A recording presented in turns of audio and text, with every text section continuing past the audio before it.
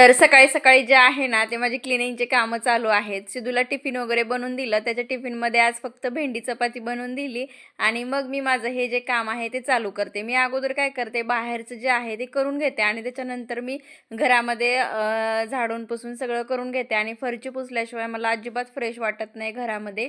आणि मग आता जी सगळी कामं आहेत ती माझी आवरून झालीत आणि मग दुपारच्या जेवणामध्ये इथं शिमला मिरची बनवलेली आहे. सुक्की शिमला मिरचीची शेंगदाण्याचा कूट वगैरे घालून खूप भारी लागते. आणि त्याच्यानंतर जे आहे ना मी काहीच शूट केलं नाही, थोडंसं दुपारी आराम वगैरे केला आणि याचा जो फुल व्हिडिओ आहे ना तो मी माझ्या चॅनलवरती अपलोड केलेला आहे.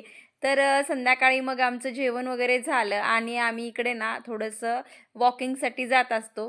तर जास्त थंडी वाजत होती म्हणून मी एका जागी बसले होते आणि सिद्धूचं चाललंय सायकल खेळायचं. त्याला कितीही थंडी असली, रात्र असली ना तरी त्याचं सायकल खेळायचं काही संपत नाही.